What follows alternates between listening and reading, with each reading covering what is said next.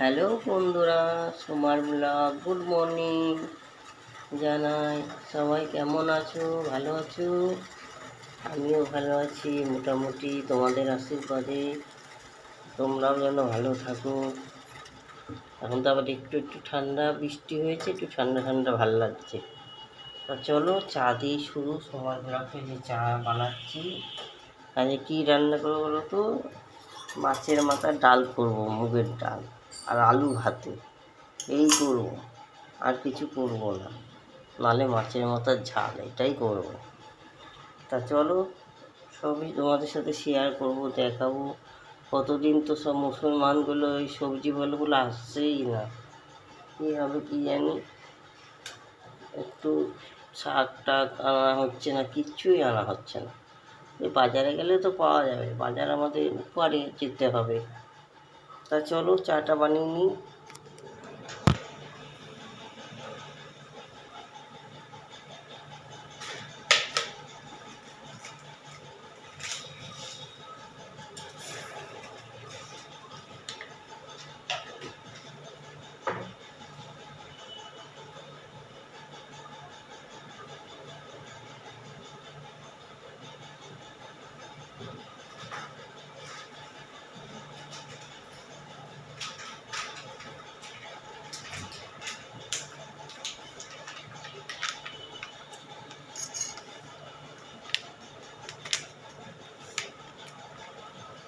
কী করবো বলো তো? খাটের তলা অনেক নোংরা হয়েছে, সব বার করবো।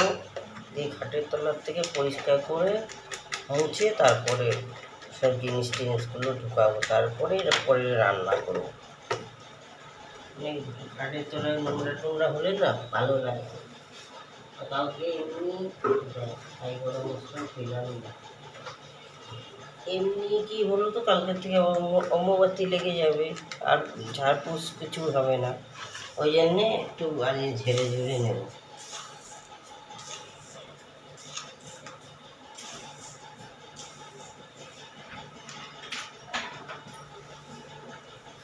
জয়রাম মারা গেছে, শুনেছেন? হ্যাঁ, শুনেছেন? কালকে রাতে এখন বডি আনলে কী করে? ও হাসপাতালে ভর্তি ছিল, জন্ডিস হয়ে গেছিল। কেউ বলছে লিভার ক্যান্সার, কেউ বলছে চোরা জন্ডিস। এই বাবা, আমি শুনছিলাম, আসলাম বলছিল এই বলছিল একটা বাচ্চা মেয়ে বলে মারা গেছে, মারা গেছে জয়। আমি প্রথমে শুনেছি, বিশ্বাস করিনি। তা এখন শুনলাম, গেলাম, দেখলাম সব ভিড়ে ভিড়। কটার সময় আনলে? 12টা নাগাদ আনলে। মানুষের কোনো ইয়ে নেই।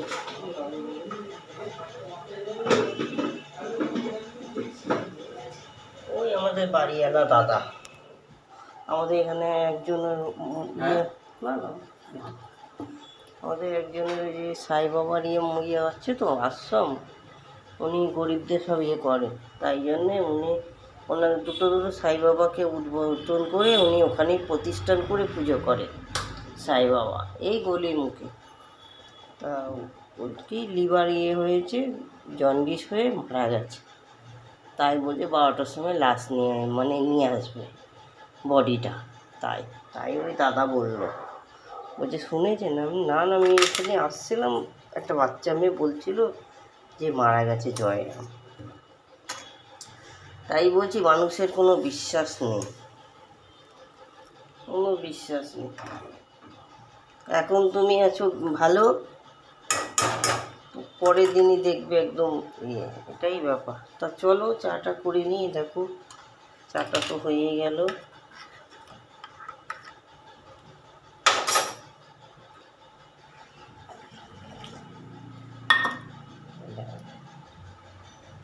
চলো